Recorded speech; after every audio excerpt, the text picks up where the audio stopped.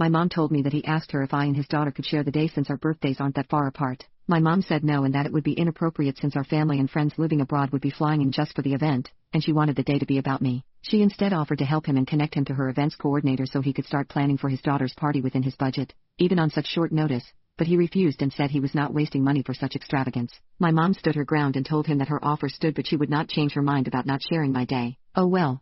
Stepsiblings came over yesterday to enjoy the amenities in our apartment building and for a barbecue when they saw the invitations and stationaries on the table as I was sorting them out when they arrived. Mom, Jay, and stepbro were already at the pool.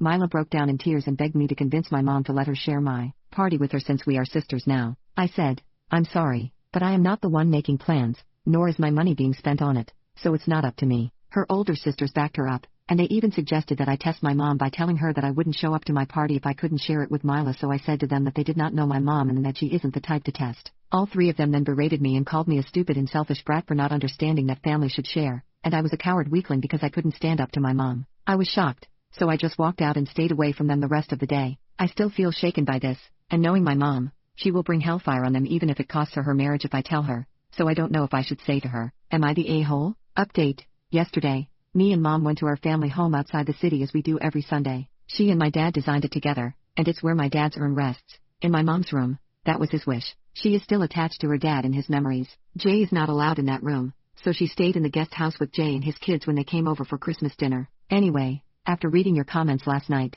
I decided to tell her and waited until after dinner. I went to her room and told her I wanted to see Dad. I was standing in front of him when she asked me what I thought about having an all-girls bonding time with Mila and her sisters. Jay proposed it as a start to building our relationship. I remained quiet and tried to hold back my tears, and she noticed. She signaled for me to sit on the bed with her and asked me what was wrong. Not my proudest moment, but I hugged her, broke down in tears, and let everything out between sobbing and sniffling. When I was done, she took a deep breath and hugged me tighter. She said sorry if she ever made me feel like I couldn't talk to her and sad for putting me in that situation. She reassured me that no matter what, she would always be on my side even after I became an adult. She then told me not to worry anymore because she would take care of it in the morning. She said, I will put them in their place, as she grabbed a bag of Doritos. We chilled the rest of the night, watched Netflix, and cuddled like I did when I was a little kid. This morning, I woke up when I heard her yelling in the kitchen, repeatedly asking, did you put your daughters up to it? She told him that his adult daughters have no right to abuse me and try to manipulate me verbally, and now they are no longer allowed to be anywhere near me, especially in our place. She saw me,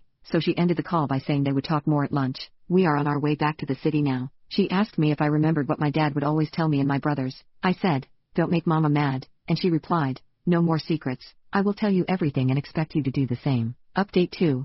Mom told me to come to her office at noon. When I got there, Jay and his daughters were there. He brought them there to apologize to my mom. She asked them what they had told me exactly at our house and demanded to say it again in front of her and their dad, but none wanted to speak, so she turned to me. I repeated everything they said to me. Mom shamed Amy and Carla for how they treated me and warned them that she could get them in trouble for verbally abusing and bullying a minor. She told them to apologize to me, which they did. It was obviously forced and fake, but we didn't care. Jay went to our house tonight, and he and Mom had a verbal altercation. He called Mom unfair and overreacting, and Mom told him that although they agreed on not parenting each other's kids, that's why she spared Mila from her anger, but his adult daughters are no longer kids. He ended up leaving with his suitcase.